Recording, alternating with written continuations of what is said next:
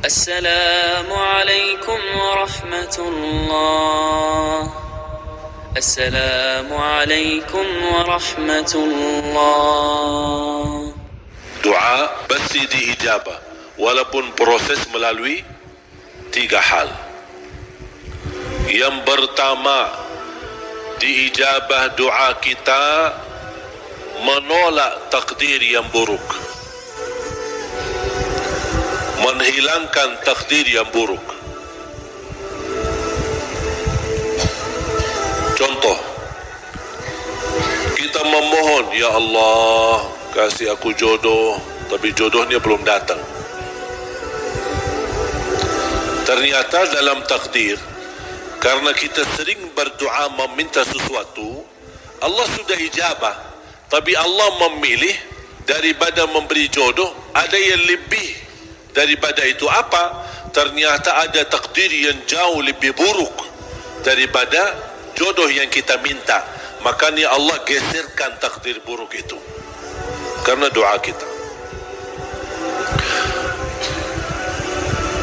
Turunnya bala, turun bala dari langit. Bala turun dari langit. Doa naik dari bumi, dari kita. Pas di udara bertemu, bala sama doa berantem. Perkelahi antara doa sama bala. Yang kalah siapa? Bala, dan doa naik. Artinya bala tidak jadi turun. Itu saking kuatnya dan berkahnya doa kita. Berarti doa pasti diijabah. Proses pertama, doa yang kita minta Allah belum ijabah secara langsung sesuai permintaan, tapi Allah menolak sebuah bala yang kita tidak tahu. Misal, tertulis dalam takdir kita hari ini akan kena kecelakaan motor, tapi ternyata doa kita tidak pernah bilang, ya Allah selamatkan saya dari kecelakaan motor misalnya. Kita tidak berdoa seperti itu. Tapi karena Allah melihat dalam takdir ada bala yang akan turun hari ini, tapi karena kita suka berdoa, Allah memilih mana yang baik. Allah yang lebih tahu mana yang baik. Apakah ijabah sesuai permintaan atau Allah memberi penggantinya yang lebih baik. Ternyata penggantinya yang lebih baik, Allah memilih tolak bala. Allah bisa saja kasih jodohnya, tapi karena kecelakaan motor, nanti merasa menyesal. Aduh, baru sudah nikah atau ketemu jodohnya malah dirawat di rumah sakit. Kesal nggak? Merasa, aduh gimana gitu. Makanya percaya jamaah sekalian, pilihan Allah itulah yang terbaik. Ada orang minta sama saya, boleh nggak saya berdoa? Saya suka sama seorang misal, saya jatuh cinta sama dia. Boleh nggak saya berdoa, ya Allah aku minta dia, si fulanah itu, si ini. Boleh nggak saya berdoa seperti itu? Saya jawab apa? Kira-kira jawab apa? Boleh saja. Tapi saya usulkan, serahkan aja kepada Allah. Dengan apa? Ya Allah, kalau memang dia baik bagi saya, mudahkan. Kalau tidak baik, ganti yang lebih baik. Tapi gimana aku jatuh cinta sama dia? Nah, itu beda urusan. Yang kedua, diijabah doa kita dan diberi oleh Allah Subhanahu wa taala sesuai permintaan. Apakah saat ini atau besok atau bisa lama.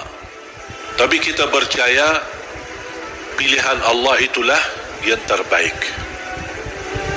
Yang ketiga, doa yang kita minta atau yang kita selama ini bermunajat, ternyata bala masih terus menimpa kita. Musibah kita terus ketemu.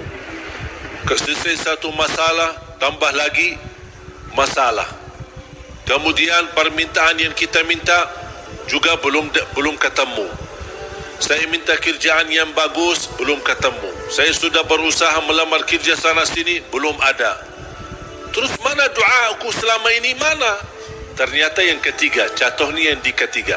Yang ketiga apa? Allah simpan doa kita buat di akhirat. Berarti tidak ada yang hilang di sisi Allah. Kalau tidak tertolak bala, tidak dihijabah sesuai permintaan, berarti yakini, oh disimpan di akhirat.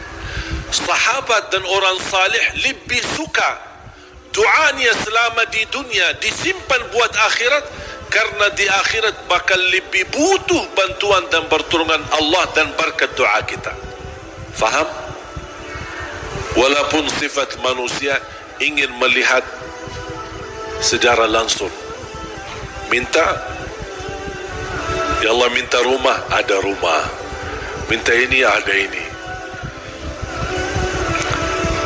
Mohon maaf Bapak Ibu, kalau Allah ijabah atau berikan sesuai permintaan kita, nanti kita berhenti berdoa.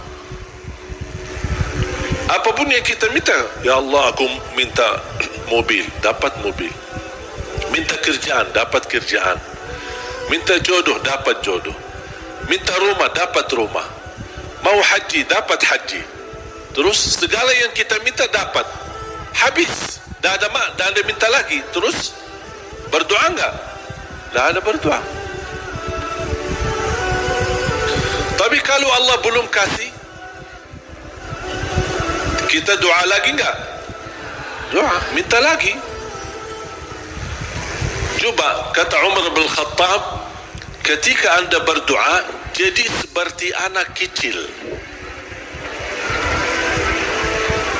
Anak kecil kalau dia minta sama ibunya gimana? Nangis enggak? Berhenti nangis sebelum dikasih? Belum kan?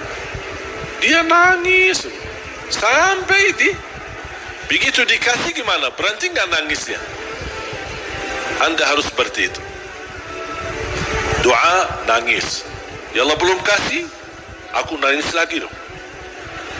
Belum dikasih, nangis lagi. Sampai Allah berkenan kasih. Dan ini sebenarnya bukan tujuannya Allah kasih atau tidak.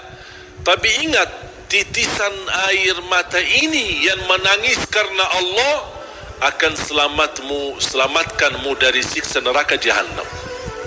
Rasulullah SAW bersabda, wa ainun bakat min khasyatillah harramaha Allah 'alan nar, la tamassaha an-nar. Barang siapa yang menangis karena Allah, akan Allah haramkan jasadnya disuntuh oleh neraka Jahannam. Berarti kita tidak rugi, tidak ada rugi. Biarpun tidak diijabah, ternyata titisan air mata berharga, bisa menjaminkan kita selamat dari siksa neraka Jahannam. Mau apa lagi? Nangisnya berharga, doanya pasti diijabah. Dan cukup dari doa kita sudah membuat ibadah atau membawa sebuah ibadah yang dicintai Allah, karena Allah suka bisikan hamba. Apalagi kalau lama tak berdoa, Allah merindukan suara doanya kita.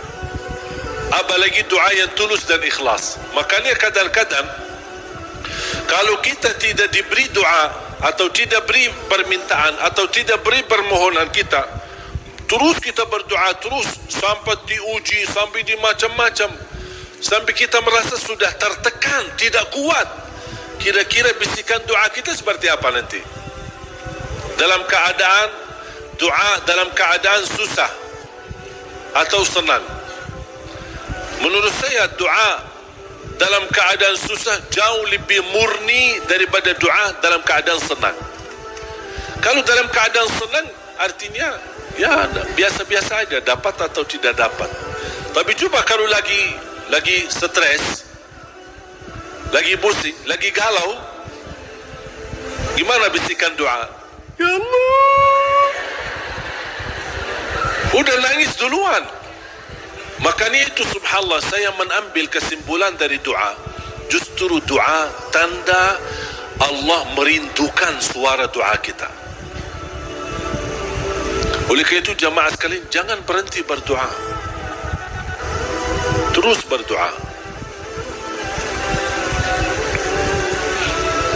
Nabi Yunus alaihi salam ketika tertahan di dalam perutnya ikan berlama-lama di bawah laut, dia tidak pernah berhenti dengan mengucapkan la ilaha illa anta subhanaka inni kuntu minal zalimin. Kata Imam Ibn Al-Qayyim rahimahullah, barang siapa yang membaca doa ini dengan sepenuh keyakinan, pasti diijabah oleh Allah hajatnya.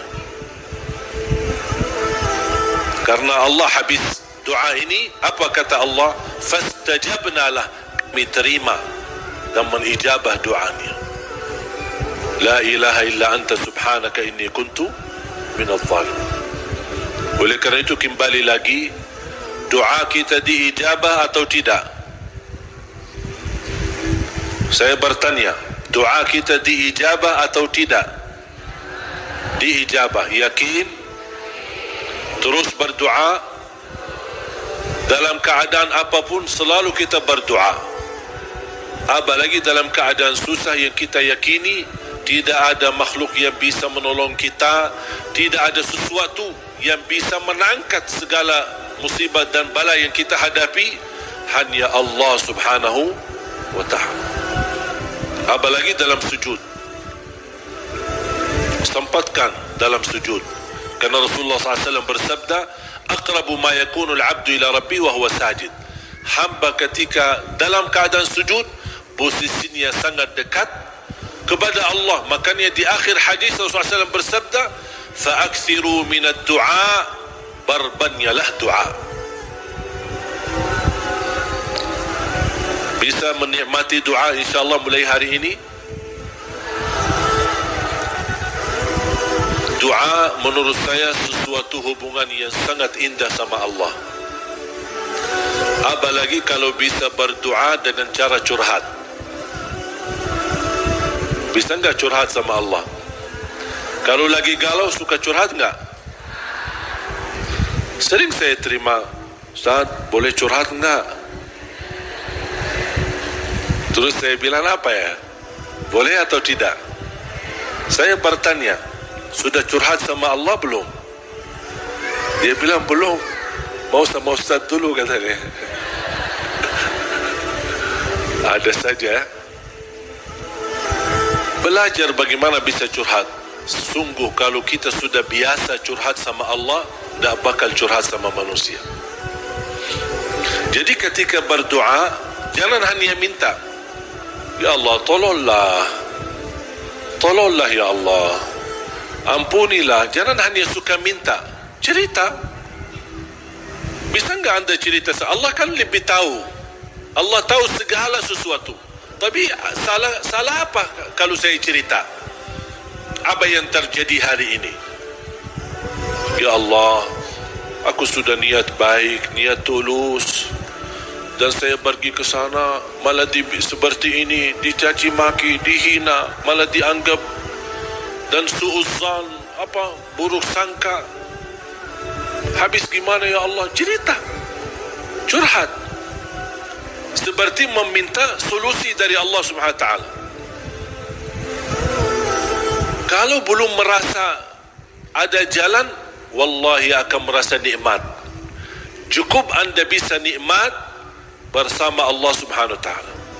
Sebagaimana Nabi Yaqub ketika kehilangan anaknya, ada dia berkata apa? Qala innama ashku bathi wa huzni ila Allah. Aku hanya mampu curhat kepada Allah Subhanahu wa taala.